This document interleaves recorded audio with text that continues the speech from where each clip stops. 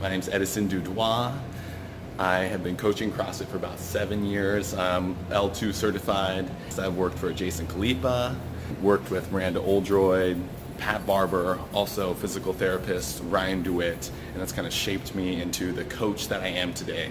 So currently I live in Hawaii, on Oahu, and I work for CrossFit Kuleana. I'm working on their coaching development program. So one thing that I want to focus on for today is the dynamic of I lead, you follow, as opposed to I talk and you listen. Why would you even want this? Let me give you 3 reasons why. Number one, it's more engaging. So if I'm having you perform something and keeping you active, you're going to naturally be more engaged. Whereas if I'm just talking and you're standing there, you're going to lose interest, or be more likely to lose interest and chat with your friends and get engaged in other things other than what we're trying to focus on. Number two, I want you to feel taken care of. If I've got a plan and I'm leading you through something, I want you to be able to tune out, relax. Maybe you had a busy day at work and CrossFit is your escape and your social time. Well, that's great. I'm going to facilitate that and make sure you feel taken care of. For three is that it's just more effective. If I'm chattering away or it feels like a lecture hall, that may not be the best or most effective way to learn. Whereas if you're performing the activity that you're learning about, you start to build it into your muscle memory and the retention is much better. So let me give you an example. Let's say I'm teaching the air squat.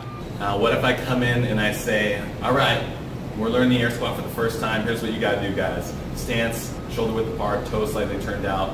You wanna make sure you keep your weight in your heels, hips back, drive your knees out to the side, keep your chest tall, and that lumbar extended. All right, give me 5 reps, ready, and go. That is probably not gonna yield the best result, especially if you're dealing with newbies, but really anyone. There's me throwing out 10 things for you to keep track of and asking you to execute. The likelihood of all of those things happening is very slim. And what will probably happen is you'll actually create more confusion than you will create good. So what I suggest is you do the lead, follow dynamic, and you give someone one, maybe 2 things to focus on, and you drill those elements, and then you continue to layer on additional pieces after that. So here's an example. All right, guys, we're going to do an air squat today, so I want you to follow me. We're going to start with your feet about shoulder width apart. Now, turn your toes slightly out to the side. Good. Now lift your toes in your shoes. That's going to set your weight back in your heels. Good. To keep them lifted the entire time. We're going to initiate this movement with the hips back. So push hips back. Good. And everyone drive your knees slightly out to the side. Now continue reaching your hips back, but you're sitting back into a chair. Continue sending your hips back and pushing your knees out to the side. All the way down so your hip crease is below your knee. Good. That's good right there. And come on up. Good. Keep those toes lifted. Now let's try again. So reach your hips back. Drive your knees out to the side. Continue sitting those hips back where you're sitting back into a chair and keep pushing those knees out, hips back and knees out, and come on up. And you groove that pattern maybe 3, 5 more times. I'll leave it up to you until the entire group is starting to catch on and do that automatically. Then next piece I like to go into is, all right, so you got that down, lower body mechanics are good. Now what do you do with the upper half of your body? I want you to do this. Put your hands together, reach them overhead, and keep them directly overhead. And as we begin to squat, if your hands start to come forward, do your best to pull your hands back, and keep them right over your head. All right, let's try it. So hands overhead, lift your toes in your shoes, keep them lifted. Now hips back, knees out to the side. And continue reaching those hips back. Pull those hands back, keep those toes up. And come on up. Let's try again. Initiate with the hips back. Those hips back. Keep sending them back. Drive those knees out to the side. Pull those hands back. Come on up. And give me 5 more at your own pace. And as they're doing their 5 reps, you can go around and remind people, oh, keep those toes gently lifted in your shoes. Keep those knees driving out over the toes. Knees up to the side. That's good. Pull those hands back. Do your best to pull those hands back. And that process is much more engaging. You've engaged everyone there. You've kept them busy.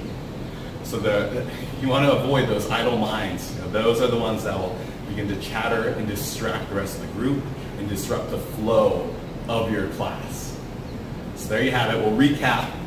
The reason you want this I lead, you follow dynamic is number one, it's engaging.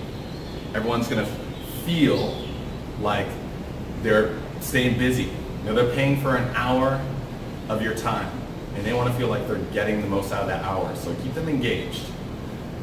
Number two, make sure they feel taken care of. They should be able to walk in after a busy day's work and tune out, and you just puppet master them through a warm-up, skills, and the execution of a WOD. And they get to socialize to some extent and relax because they feel like you've got a game plan, you are going to take care of them and tell them exactly what they need to do and guide them the entire way. So that's a big one. And number three, this is just the most efficient way that I've found to communicate to a group how to improve their technique. It is just more effective when you guide them through the process of a movement, like the squat, and you allow them to focus on one or two pieces and drill it as it works into their muscle memory, and then you continue to add pieces on after that. So you layer on. All right, I think that's it for today. The I lead, you follow dynamic as opposed to the I teach and you listen. All right, enjoy that one. See you guys next time.